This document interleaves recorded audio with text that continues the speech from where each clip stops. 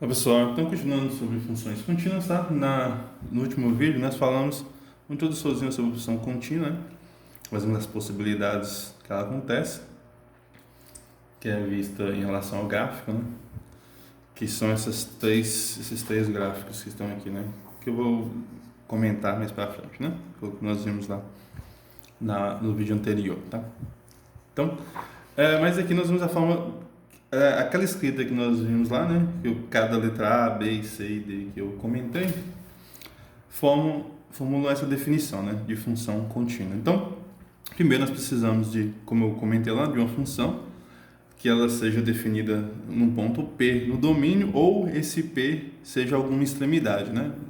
Por quê? Porque nós notamos lá que não necessariamente esse ponto P precisa estar no domínio, e sim está próximo do domínio, ou seja, numa extremidade, né? Vou fazer um rascunho aqui. Como nós vimos lá, né? O P, ele não necessariamente precisa, se esse for o domínio, né? Aqui poderia ser aberto, né? O P poderia ser esse pontinho que está bem aqui, ó. Tá? Ele não está no domínio, mas ele está bem próximo da extremidade, né? Como comentamos lá. O domínio seria toda essa região aqui dentro. Então, é um P que está no domínio ou perto da extremidade do domínio, né? Em um dos intervalos que vai compor o domínio, né?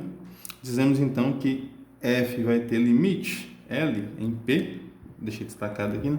Se para qualquer epsilon positivo que eu considerar, dado, né? Tem que existir um delta tal que para todo x pertencente ao domínio da função, tivemos essa expressão, né? Que seria o módulo de x menos p é menor do que delta. E detalhe, esse aqui ser maior do que zero quer dizer que esses dois valores têm que ser diferentes, né? Como eu havia comentado lá, né? Então, como eu havia comentado lá era, né? Que eu precisava que para qualquer valor epsilon, né? Tem que existir um delta, que eu escrevi lá, né? O x que está no domínio da função, nós vimos que se, né, acontecer essa situação, né? Se o x, né? O x estiver, deixa eu escrever aqui, né? Delta, p menos delta, né? P menos delta for menor do que x. E o x for, ao contrário, né? Isso, p menor do que x. E o x menor do que p mais delta, né? Que significa módulo. Isso que significa módulo, tá, gente?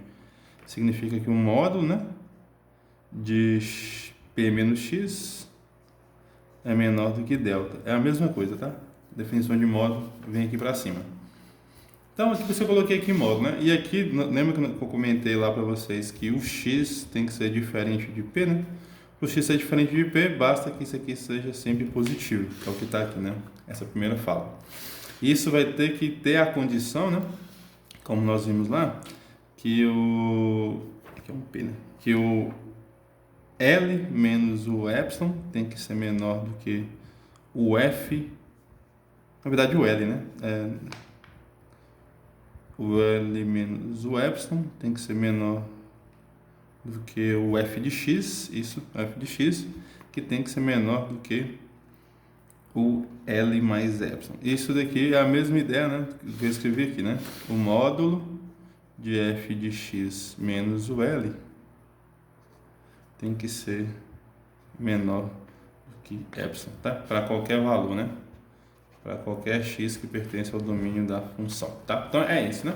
Então aqui eu poderia escrever, né, tranquilamente, igual eu tinha comentado com vocês lá, né?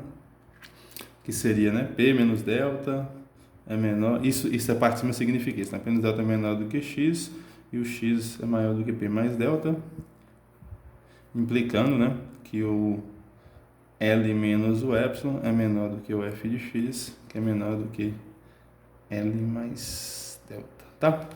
Se isso aqui acontece, a função é contínua, né? Se esse número L existir, né? Então eu vou dizer que o limite ele existe e é único, né? Só pode ser um, tá? Não tem como ter dois limites. E ele vai ser denotado dessa forma, né? Limite de x tendendo a p é igual a f de x. Nesse caso aqui, se ele existir, né? Eu falo que ele é o L, tá? Então essa aqui é a definição formal, tá? O que a gente vai precisar dessa definição aqui usual, né, matematicamente dizer, né, é somente ter a ideia, tá? Nós vamos fazer mais, utilizar o recurso gráfico, tá? E as observações que eu vou fazer. Então, é basicamente isso, né? Se eu pego um epsilon qualquer aqui, né, que vai ter o L menos epsilon, o L mais epsilon, que seria o quê, né? Eu vou olhar essa distância aqui, né? Ok? Então, olhar essa distância, né? Vai ter que ter um delta, né? Nesse caso aqui, um delta desse tamanho aqui de satisfaria, ó, P menos delta, e aqui o mesmo tamanho, né? P mais delta. Tá? É isso, né? E note que essa aqui diz o seguinte, ó, o limite aqui existe, então aqui nós temos que o limite, né, de f de x, quando o x se aproxima de p, ó, tanto faz, né, para a direita ou para a esquerda, tanto faz, como que ele se aproxima de x, ele é igual a L, né? É igual a L. E L, nesse caso aí, note que o f de p nem existe, né? Vou até escrever aqui, ó, f de p não existe. Esse foi o primeiro caso que nós vimos, né? No segundo caso, ó, note que o f de p existe, mas o limite é diferente, ó. Se eu pegar aqui um intervalozinho aqui, né, que seria o L mais epsilon, L menos epsilon, ó, eu teria que olhar aqui, né, essa distânciazinha e depois descer, né? Note que o delta teria que ser esse, né? Ó, teria que ser esse tamanho aqui, né? E já ia satisfazer lá essa definição, né? Ia satisfazer essa definição aqui. Então, aqui note que aqui o limite, né? De f de x, aqui x tendendo a p, desculpa. De x com x se aproximando do p, né? Não importa para que lado, tanto à esquerda ou à direita. O limite é o L lá, né? Esse L que está aqui, não o f de p, né? É L, e note que nesse caso o L é diferente de, ó, o L é diferente de f de p. O f de p existe, mas ela é diferente, tá? Agora o caso que é o mais, vamos dizer assim, o mais fácil de visualizar é esse, né? Onde a função vai ser contínua, ó. Não importa o epsilon que eu pegar, né? Aqui seria o L menos o epsilon, e aqui seria o L mais o epsilon, não importa.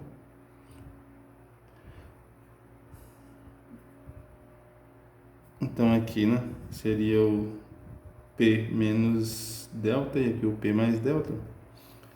Então não importa, né? Se ele se aproxima aqui, o limite ali é o f, o limite é o próprio de f de x, é o próprio f de p. Note que nesse caso aqui a função é contínua. Ó. Por quê? Porque ela não tem saltos, né? Então, uma das observações que nós vamos ver com x tendendo a p é que se a função é contínua, né? Se esse caso aqui acontece, né? Eu vou escrever isso mais formal. Se o limite de f de x é igual ao f de p, nós vamos dizer que a função é contínua. Eu vou escrever essa observação mais adiante. E o caso do limite não existir, que é esse caso. Note que se esse aqui for um candidato a L, nós temos dois candidatos a L, né?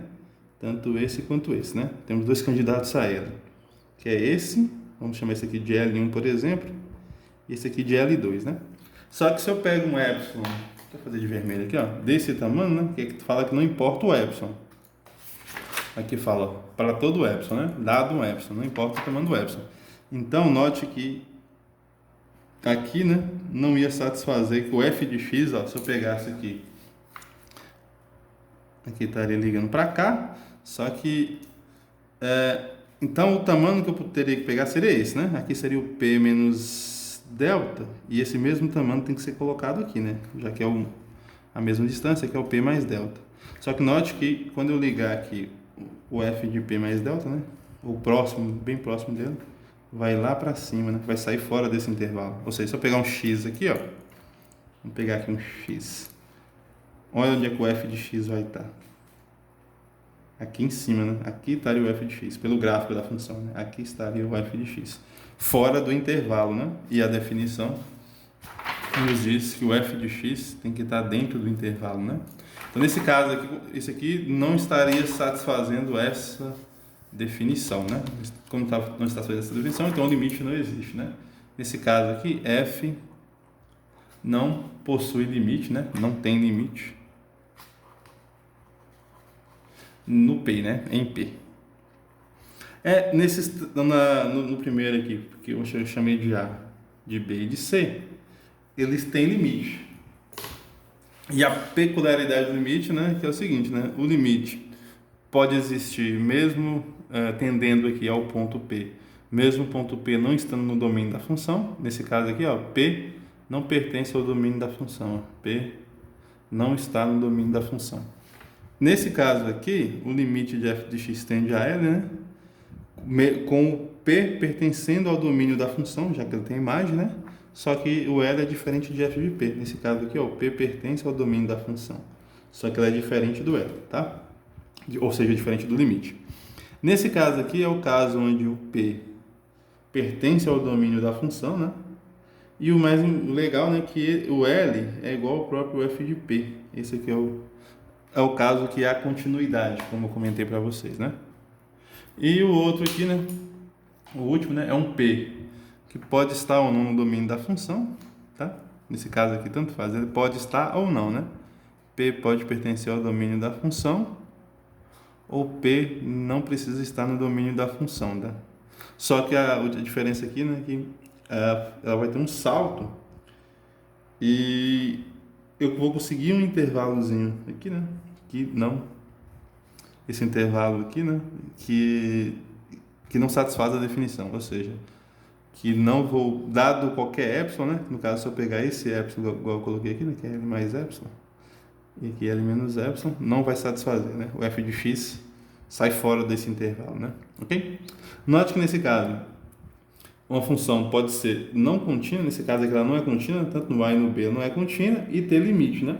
Ela, sempre que ela é contínua, ela tem limite, e nesse caso aqui ela não é contínua e não tem limite. Então essas quatro possibilidades podem sempre estar ocorrendo, tá? Vamos para as observações, que é o que a gente vai mais usar, tá? Que provavelmente é o dessa definição que é o que vai ser mais importante, que é observando esses gráficos que eu fiz, ó, observações. Quais são elas? A primeira observação é a mais fácil de entender, que eu vou colocar aqui, né? Que se a função for definida em P, né? E nós compararmos as definições, se nós olharmos para esse gráfico aqui, né? Que quando o limite de f de x for igual a f de p, nós vamos ter que a função é contínua, né? Pela ideia intuitiva de função contínua que eu mostrei para vocês, tá? Então, a primeira observação é, né? Se não, né? F é contínua, né? F é contínua em P, tá? Em P, onde P pertence ao domínio da função, se e somente se, eu vou indicar se somente se quer dizer que tanto faz, né? Se F é contínua no domínio do P, vai acontecer, tá? Eu vou colocar depois eu explico, né? F é contínua em P no domínio da função, se e somente se, né? O limite de f de x foi igual a f de p com x tendendo a p. O que isso aqui quer dizer? Isso quer dizer que se isso acontece, né, se o limite de f de x for igual ao f de p, ou seja, igual ao valor aplicado na função, né, pega o p, então ela vai ser contínua. E vice-versa, né? Se eu sei que ela é contínua, né, isso aqui tem que acontecer. É uma ida e uma volta, né? Se isso aqui acontece, isso tem que acontecer. Se essa parte que acontece, f tem que ser contínua, né? Então, é uma via de mão dupla, né? Então, ela é contínua se somente se, tá? Isso aqui significa, deixa eu colocar aqui, ó, essas duas setas aí, tá? Uma indicando para a direita, outra para a esquerda, significa se e somente se, ou seja, é a condição que tem que ser satisfatória, né? Tem que ser necessária, tá, para acontecer, e tem que ser suficiente, né? Ou seja, f é contínua, né? É suficientemente dizer, né? Ela é contínua, eu vou ter a condição do limite de fx ser igual a f de p, tá? Aí eu falo, se o limite de fx for igual a f de p, então ela tem que ser contínua, né? Que é o que está acontecendo aqui no gráfico, né? Outra observação que nós temos é, né, que o limite de f de p não depende do valor que f assume em p, né? A segunda observação, que o limite, né, que é esse gráfico que nós vimos aqui, né? Esses dois aqui, né? O limite de f de p não depende do valor, né? Vou escrever aqui, o limite de f em p não depende do valor, tá? Não vai depender do valor, caso o f esteja definido em P, né? É que f assume em P, tá? Vou escrever aqui, caso f esteja definida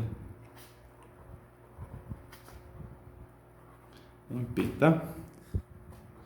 Caso f esteja definida em P.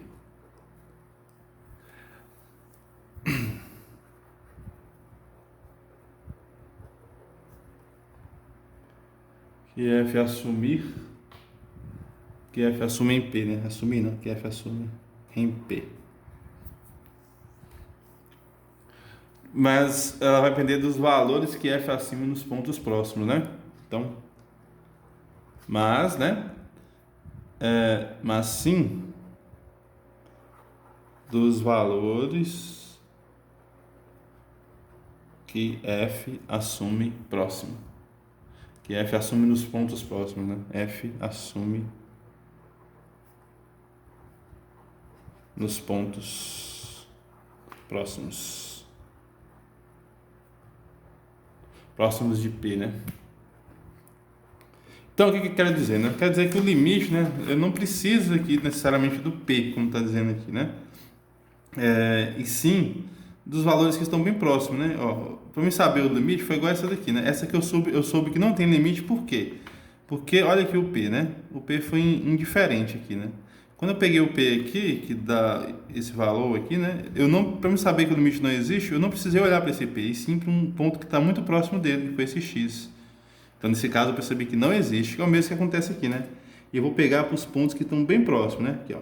Se eles estão bem próximos aqui, eu vou olhar, tem que estar dentro do intervalo e não do P, né? Essa é uma observação. Então, o limite, ele não precisa do P em si, né? Precisa do que está bem próximo dele, né?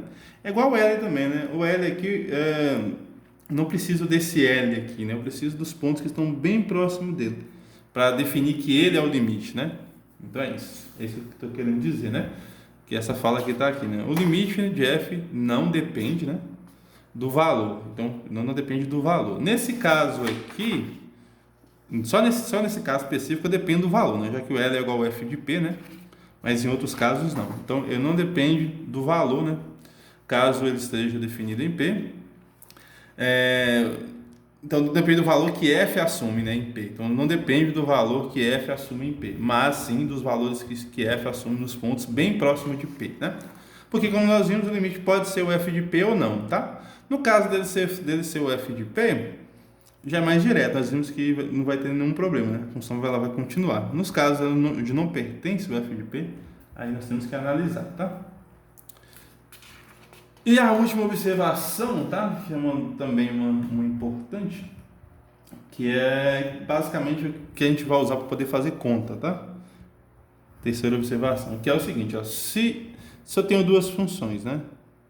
Sejam f e g, duas funções, e elas têm que estar definidas, tá? Na verdade, eu não preciso que elas tenham o mesmo domínio, mas eu preciso que em um raio delas tenha o mesmo domínio, né? Então, se existir, vou ter que colocar um R, né? Se existir um R positivo, tal que, eu vou fazer um desenho e vocês vão entender. Tal que o f de x é igual ao g de x, tá?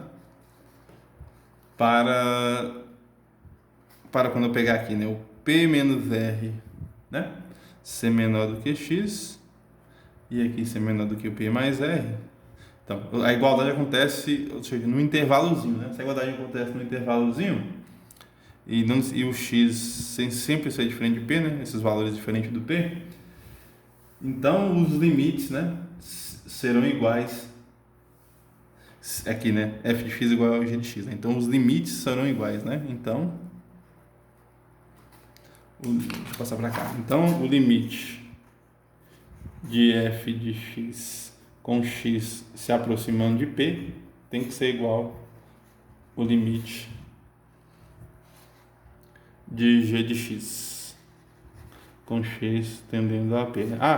Importante, né? Caso, né, caso os limites existam, tá, gente? Caso os limites existem. Caso existir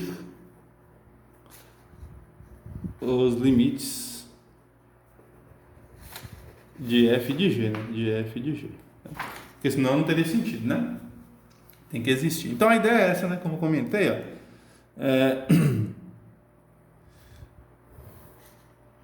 Por quê, né? Ó, eu tenho aqui, o que a gente faz, né? Então eu tenho aqui uma curva, ok? E aqui ela não está definida, né? E aqui, por exemplo, aqui eu tenho o P. E aqui eu tenho o L, né? Por exemplo. Então, suponha que eu tenha essa curva e aqui ela meio que vira uma reta, né? Nessa posição. Então aqui eu vou ter uma reta nessa posição, exatamente na mesma posição, né? Se nessa distânciazinha que está aqui, né? Vamos pegar aqui seria o P menos R e aqui é o P mais R, né? Se aqui são iguais, né? Se todos os pontos aqui são iguais, aqui a F, a preta aqui é a função F, né? E essa de azul, que é como se fosse uma reta, por exemplo, é a função G. Então, nesse caso aqui, né? Se os valores são iguais, né? Nessa região aqui, ó, note que tá pegando tanto em cima do preto, né? Quanto em cima do azul. Então aqui vai ser tocado na mesma posição, né? Todos os pontos que eu pego aqui dentro, ó. Tá? Se nesse intervalozinho, né? P menos R, P mais R, elas forem iguais, né? Então esse limite aqui tendendo a P, né? É igual, tá? A gente consegue ver isso graficamente. Deixa eu tentar fazer um desenho um pouco mais bonito, ó. Fazer o desenho um pouco mais bonito. Então, seria assim, eu tenho uma curva aqui e aqui, vamos pegar aqui aberto, né? Tá, e agora eu vou pegar uma outra curva aqui de azul, por exemplo, fazendo isso. Outra função, né? Fazendo isso aqui. Essa aqui, f é a função f, né? E essa é a função g. E agora vamos olhar o intervalo. Nesse intervalo aqui, ó, por exemplo, né? Aqui está o P, né? O P seria essa posição. Aqui está a posição do P. E aqui nós temos o candidato a limite, que é esse L, né? Então, note que nessa posição o limite de ambas são iguais, né? Em um intervalo pequeno. Aqui, ó, aqui é diferente, aqui é diferente. Mas nesse intervalozinho, que no caso seria aqui, né? Aqui o P menos R. R é quem? Essa distância, tá? R é a distância TP, então tem que ser a mesma, né? Aqui P mais R, né? No caso seria aqui, ok? Então, nessa posição aqui, né? Eu tenho que o f de x é igual a g de x, ó. Nessa posição, o f de x é igual a g de x. Então, os limites têm que ser o mesmo, né? Se eu olho o limite aqui, em ambos vai dar o mesmo L, né? Se eu olho para cá, né? Ambos os limites serão iguais, né? E no caso é o L, né? Quando se aproxima de P, em ambas ao mesmo tempo, o limite é igual, tá? É isso que está querendo dizer. Essa observação C, ok? Então, essa observação C ela é bem importante, tá, gente? Ó, se em um pequeno intervalo elas são iguais, ou num intervalo grande, né, elas são iguais, então o limite é o mesmo, não muda, tá? Essa daqui também é importante. Na verdade, todas são importantes, né? Essa daqui fala que para a função ser contínua, basta que o limite seja o f de p, tá? Essa aqui fala que o limite não necessariamente precisa do p ou do l, né? Mas precisa dos pontos que estão bem próximos a eles. E a terceira fala que se as funções são iguais, né, em um intervalo, isso aqui é um intervalo, né? As funções são iguais em um intervalo, não importa o tamanho do intervalo, né? O intervalo pode ser pequeno ou grande. Então, o limite tem que ser igual para um ponto P que está dentro desse intervalo, né? Um ponto P que está dentro desse intervalo, que é esse ponto aqui agora. Beleza? Então, é isso. Vamos ver aqui uns exemplos. Deixa eu encerrar o vídeo aqui, tá? E vou dar um exemplos no próximo vídeo. Já está dando 25 minutos de vídeo. E vou dar um exemplo. Vocês vão ver que é bem simples quando nós usamos essas observações. É só fazer umas continhas, tá? Essa aqui é a parte mais geométrica, né? A parte para vocês entenderem, tá? De onde é que as contas que a gente for fazer para calcular o limite aparecem, tá? Então, eu preciso olhar duas funções que são iguais em um intervalo. Então, a primeira coisa que eu vou olhar é essa daqui, né? Se eu sei que a função ela é contínua, então o limite fica fácil de calcular, é só calcular f de p. E essa outra observação fala, né? Se eu consigo encontrar uma igualdade, né, onde eu consigo calcular o limite, então em um intervalo pequeno, então eu vou sempre, então, se eu tenho uma função aqui no f de x, né, eu não estou conseguindo calcular o limite nessa f de x, mas eu sei que no intervalo próximo ela é igual a g de x, então eu vou conseguir calcular, achar o f de x, ok? Mas isso a gente vai ver como exemplos no próximo vídeo. Tchau para vocês.